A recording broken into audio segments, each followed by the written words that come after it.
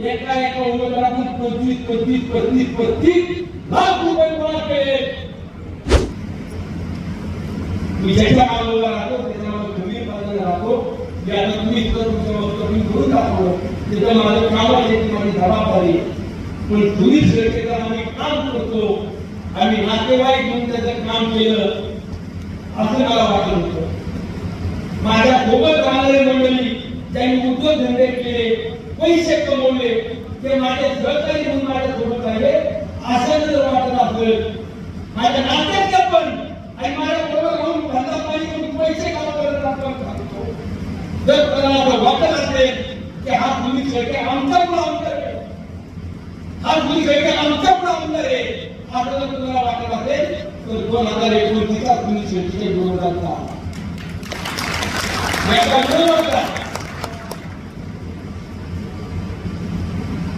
रक्ताचं पाणी करतो, कुणाची बेमानी करत नाही, कुणाची जमीन उभारली नाही, कुणाला फसवलेलं नाही आणि म्हणून ही मावळी सर्व कामे करता या पाठीचा मागून घ्या.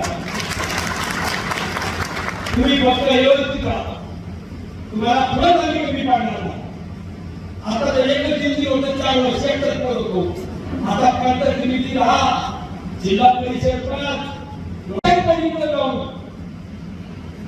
निवडणुकीच्या शेवटच्या टप्प्यात भारतीय जनता पक्षाच्या नेतेमंडळीचा नवीन प्रवर्तन सांगतो की Sunil Shelke EVM machine hack करतो.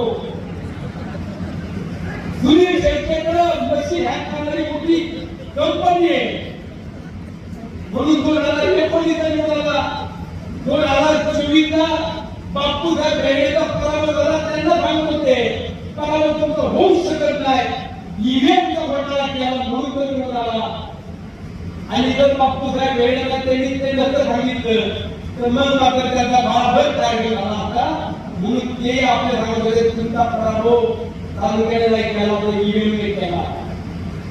जसं त्यांनाही कळलं की ईव्हीएमचा घोटाळा नाही, त्यांनी घोटाळा केला तेव्हापासून त्यांनी सांगितलं तुम्ही तुमचं राजकारण करा. नगरपालिकेच्या निवडणुकीला परत हळू सांगायचं ईव्हीएमचा घोटाळा नाही वाटत, पण काय सांगता येत नाही. आता पंचायत समिती जिल्हा परिषदेला या बाबांनी काय करावं,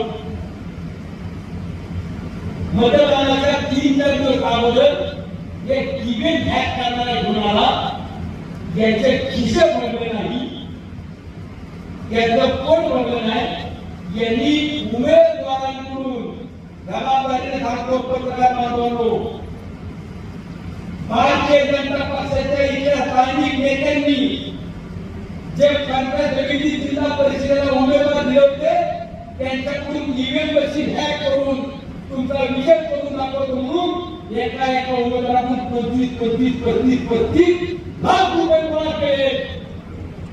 आणि याची सुरुवात पुढे केली असेल तर त्या इंग्रजी भागावरती तिथं सेटलमेंट झाली. तुम्हाला ठिकाण दिले, मी चौकशी लावणार आहे.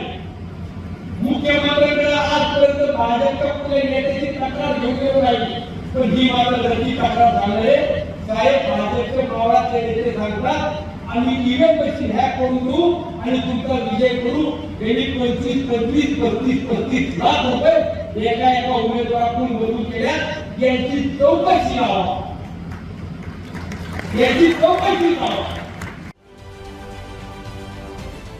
महाराष्ट्रातील सर्व बातम्यांचे विश्वासार्ह व्यासपीठ. सकाळच्या सर्व सोशल मीडिया प्लॅटफॉर्मला लाईक, फॉलो आणि सबस्क्राईब करा. तसंच सर्व नोटिफिकेशनसाठी बेल आयकॉन प्रेस करायला विसरू नका.